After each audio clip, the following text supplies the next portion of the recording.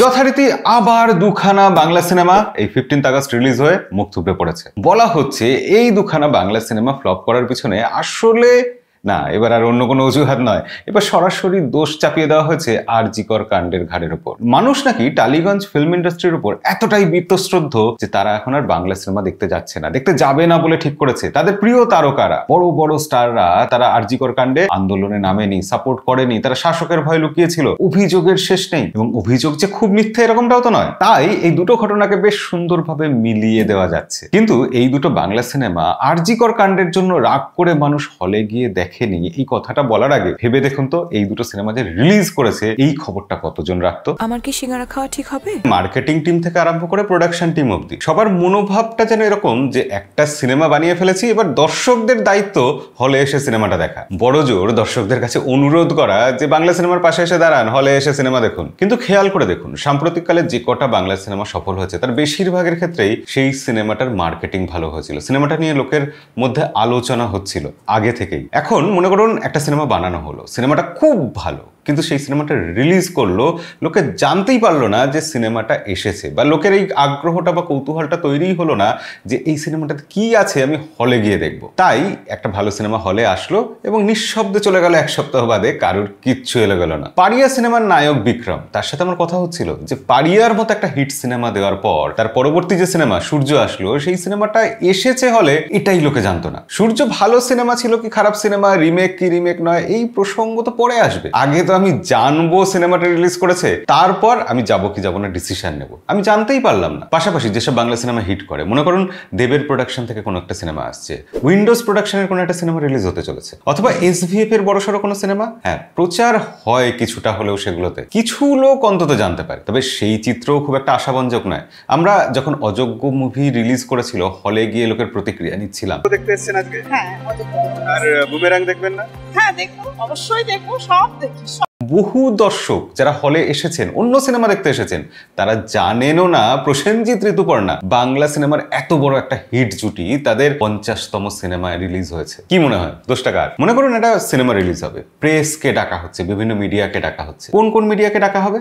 Obviously আপনি বলবেন যেসব মিডিয়া চ্যানেলে ভিউ বেশি আছে, মানুষ সব থেকে বেশি যে মিডিয়াগুলো দেখে, মানুষ সব থেকে বেশি যে মিডিয়া পড়ে, মানুষ সব থেকে বেশি যে মিডিয়া শোনে, সেই বাছাই করা মিডিয়াগুলোকে নিয়ে সেই সিনেমার প্রচার করা হবে বা প্রেস কনফারেন্স করা হবে, এটাই তো হওয়ার কথা। অথচ আমি নিজের চোখে এরকম দেখেছি যে একটা সিনেমা রিলিজ হচ্ছে, কারা আসছে সেই সিনেমা কভার করতে? বহু লিডিং মিডিয়া তো মিসিং বটে, এমন মিডিয়া আসছে তার বদলে যাদের মানুষের সাথে কোনো যোগাযোগ নেই। ধরুন একটা ইউটিউব চ্যানেল সিনেমা নিয়েই ভিডিও বানায়, কিন্তু সেই চ্যানেলের ভিউ 500, 1000, 2000 তারা কভার করছে, অথচ যে চ্যানেলে ভিউ হয়তো 10,000, 20,000, 1 লাখ, সেই চ্যানেলকে ডাকাই হচ্ছে না। কি বুঝতে পারছেন তো? বাংলা ফিল্ম ইন্ডাস্ট্রি ক্রিটিসিজম শুনতে রাজি নয়। যারা মার্কেটিং এর লোক তারা জানে যে নেগেটিভ প্রচারটাও আসলে প্রচার। গোটা 2024 সালে আমরা যদি দেখি অযোগ্য সব থেকে বড় হিট সিনেমা, যে সিনেমা আমাদের কাছে রিভিউয়ারদের কাছে বারবার সমালোচিত হয়েছে, কিন্তু এই সিনেমা কারা দেখেছেন, কারা গিয়ে হিট করিয়েছেন? Young generation? না, কখনোই নয়। ইয়ং জেনারেশন আর হলে বাংলা সিনেমা দেখতে যায় না, তারা স্ত্রী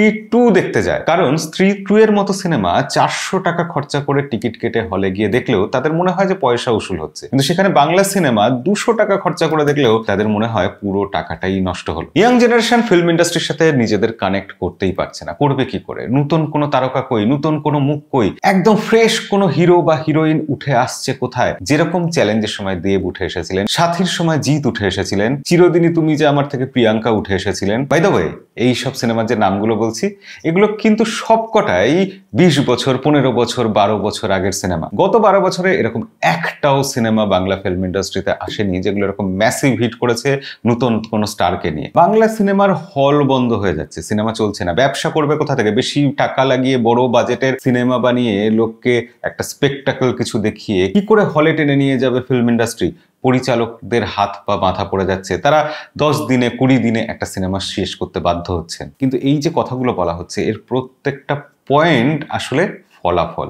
আসল কারণটা কি? বাংলা ফিল্ম ইন্ডাস্ট্রি আরজি করের জন্য এফেক্টেড খুব একটা হয়নি, কিন্তু বাংলা ফিল্ম ইন্ডাস্ট্রির আজকে এরকম অবস্থা কেন? তার সব থেকে বড় কারণটা লুকিয়ে রয়েছে আমাদের সংস্কৃতির মধ্যে। আমরা বাঙালিরা চিরকালই ঘরের কোনো কিছুকে পাত্তা দিই না। আমরা বাইরের সবকিছু দেখে মুগ্ধ, বাইরের সবকিছু দেখে প্রশংসা করি। আমরা বাংলা ভাষাটাকেই চিরকাল ছোট লোকের ভাষা বলে তুচ্ছ-তাচ্ছিল্য করেছি। গোটা বাংলা জুড়ে বাংলা ভাষার যে মর্যাদা পাওয়ার কথা ছিল, বাংলা সংস্কৃতির যে মর্যাদা পাওয়ার কথা ছিল, সেটা আমরা দিইনি। আমরা নিজেদের কৌলিন্য বোঝানোর জন্য সবসময় ইংরেজি বেছে নিয়েছি, এখন হিন্দিকে পর্যন্ত বেছে নিই। আজকের এই জেনারেশন যারা হলে যাচ্ছে না, তাদের তো আমরাই তৈরি করেছি। তারা ইংলিশ মিডিয়াম স্কুলে পড়ে, বাংলার সংস্কৃতি, বাংলার মাটি, বাংলার গান, তার সাথে তাদের কোনো যোগাযোগ নেই। আর তার রেজাল্ট আমরা দেখতে পাচ্ছি না ফিল্ম ইন্ডাস্ট্রিতে শুধু নয়, প্রত্যেকটা জায়গায়। বাংলা সাহিত্যের বই আগে কটা বিক্রি হতো, এখন কটা বিক্রি হয়? বাংলা গল্পের বই কিনে কজন মানুষ পড়ে? আগে কলকাতার রাস্তাঘাটে ঘুরে বেড়ালে অলিতে গলিতে এবাড়ি সে বাড়ি থেকে বাংলা গানের আওয়াজ ভেসে আসতো। সন্ধ্যাবেলায় অবশ্য পালনীয় একটা অন্যতম কাজ ছিল যে গান প্র্যাকটিস করা, গান শেখা। এখন সেই বাঙালি হিন্দি সিরিয়াল নিয়ে বুঁদ হয়ে আছে। তাহলে সুমন নচিকেতা, তারপর যে বাংলা ব্যান্ডের যুগটা গেছে, তারপর বাংলাতে সেইভাবে এখন আর নতুন কোনো গায়ক, নতুন কোনো গান উঠে আসছে কোথায়? অবক্ষয়টা আসলে বাংলার প্রতিটা জায়গায়, তার মধ্যে ফিল্ম ইন্ডাস্ট্রিও পড়ে। তবে এই কারণটাই কিন্তু সম্পূর্ণ কারণ নয়, এর বাইরে আরো একটা কারণ রয়েছে। এই গত কয়েক বছরে গ্লোবালাইজেশন হয়েছে। আমাদের হাতের মুঠোয় সাউথের সিনেমা চলে এসেছে, হিন্দি সিনেমা, এমনকি হলিউডের সিনেমাও চলে এসেছে। হ্যাঁ, অবশ্যই বাংলা ভাষায় সিনেমা দেখতে ভালো লাগে, সেটাই সবার আগে আমরা দেখতে চাই, কিন্তু সেই সিনেমাটাকে অন্যান্য ভারতীয় ভাষার সিনেমার অন্তত পাশে দাঁড়ানোর মতো যোগ্যতা তো অর্জন করতে হবে। বাংলা সিনেমা দেখতে ঢুকবো, বেরোনোর সময় আমার পুরো টাকাটা বরবাদ হয়ে গেছে, এই ফিলিংটা যাতে আমার না আসে, এইরকম স্ট্যান্ডার্ডের বাংলা সিনেমা তো বানাতে হবে। কিন্তু সেইটা বানাবে কারা? এখানে ইন্ডাস্ট্রির মধ্যে রাজনীতি ঢুকে বসে আছে।